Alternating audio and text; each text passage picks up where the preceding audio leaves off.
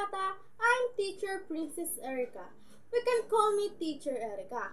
Bago tayo pumunta sa ating lesson, let's quick review our last topic.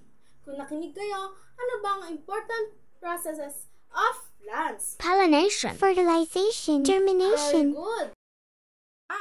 Three important processes of plants. Una, pollination. Ito ay paglipat ng pollen o buhok-buhok na pulbos mula sa adder ng bulaklak, papunta sa stigma ng bulaklak. Maaring mangyari ito sa tulong ng hangin, tubig, hayop o insekto tulad na lang ng bubuyog. Halimbawa, kapag ang bubuyog ay dumapo sa bulaklak ng sampagita at nalipat ang pollen mula sa isa pang bulaklak papunta sa stigma ng isa pang bulaklak. Pangalawa, fertilization. Ito ay pagsasanib ng pollen cell o male cell at ovule o female cell upang makabuo ng binhi. Ito hakbang pagkatapos ng pollination. Halimbawa na lang sa mangga. Pagtapos mailipat ang pollen sa stigma, naglalakbay ito pababa sa ovary at pagsasama-sama ang pollen cell at ovule para mabuo ang binhi ng mangga. Pangatlo, germination. Ito ang proseso kung saan ang binhi ay nagsisimula tumubo at maging bagong halaman kapag may sapat na tubig, hangin at tamang temperatura. Halimbawa na lang kapag ang buto ng munggo, kapag itinanim at diniligan, tutubo ito at magiging bagong halaman. Tutungo na tayo sa ating lesson na different between monocot at dicot. What is the different monocot at dicot?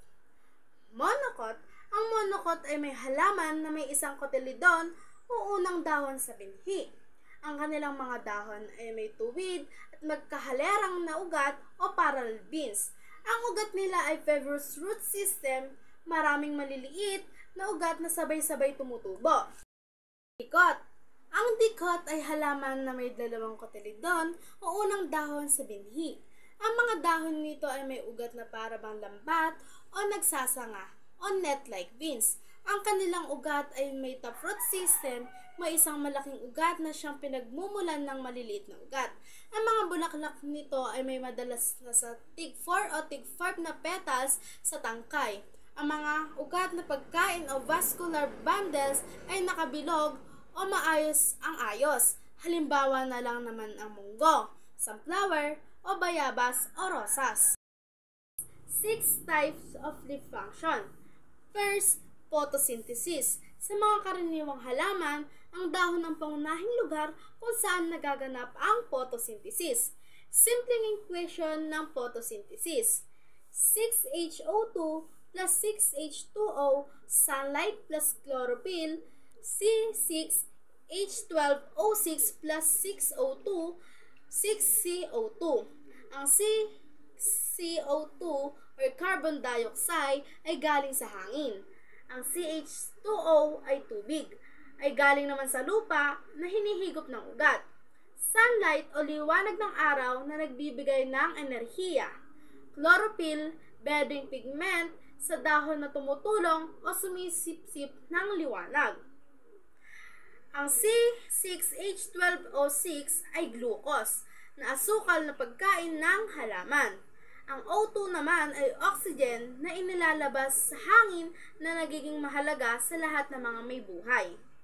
Second, evaporative cooling. Ito naman ay pagpapalamig sa pamamagitan ng singaw.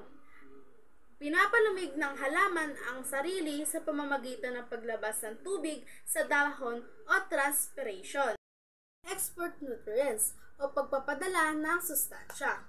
Nililipat ang pagkain o asukal mula sa photosynthesis, mula sa dahon papunta sa ibang bahagi ng halaman. Halimbawa na lang sa tubo, ang asukal ng gawa sa dahon ay nililipat papunta sa tangkay para maimbak. Pang-apat, storage of water o imbakan ng tubig. Nag-iimbak ng tubig para magamit kapag tagtuyot. Halimbawa na lang sa cactus. Maraming tubig ang naiipon sa mataba nitong tangkay. Depends o depensa. proteksyon laban sa peste, hayop o sakit. Halimbawa na lang ang rosas ay may tinik laban sa hayop. Ang akasyang puno ay may matitigas na dahon bilang proteksyon. And lastly, anchorage, pagpapakapit sa lupa.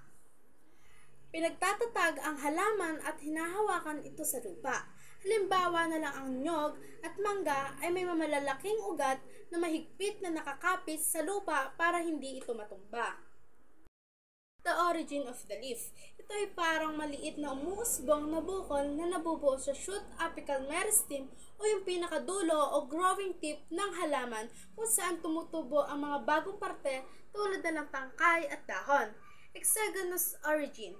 Panlabas ang pinagmumulan. Ang dahon ay nabubuo mula sa panlabas na tissue ng halaman. Ibig sabihin, nagsisimula siya sa ibabaw ng halaman, hindi sa loob. Kabaligtaran ng lateral roots o mga gilid ng ugat. Ang mga ugat na ito ay endogenous naman, na ibig sabihin ay nagsisimula sila sa loob ng tissue ng halaman. Tapos tsaka nila lumalabas palabas. Ang leaf primordia. Tumutubo sila mula sa mga node na kung saan nakakabit ang dahon sa tangkay.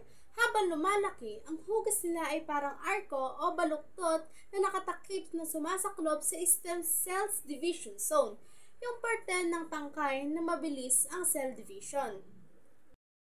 8 parts of leaves. First, axil. Ang anggulo sa pagitan ng itaas ng bahagi ng tangkay at ng dahon o petiole. Pangalawa, lamina. Ito ang talim ng dahon. Pangatlo, leaf apex. Ang dulo ng dahon o kabaliktaran ng petiole. Pang-apat, midrib. Ang gitnang ugat ng dahon na karaniwang konektado sa petiole. Pang-lima, petiole. Tangkay ng dahon na idinidikit nito ang dahon sa halaman. Pang-anim, stem o axis. Pangunahing tungtungan o suporta ng halaman. Pang-pito, stipule. Maliit na pares ng bahagi. Minsan ay mahugis dahon na nasa paanan ng petiole na maraming halaman na namumulaklak. And last, bien. Isa sa maraming ugat ng dahon na ang mga ugat ay nagbibigay ng suporta sa dahon at nagdadala ng tubig at pagkain dito. Bye everyone! Sana may natutunan kayo. This is Teacher Erica. Goodbye!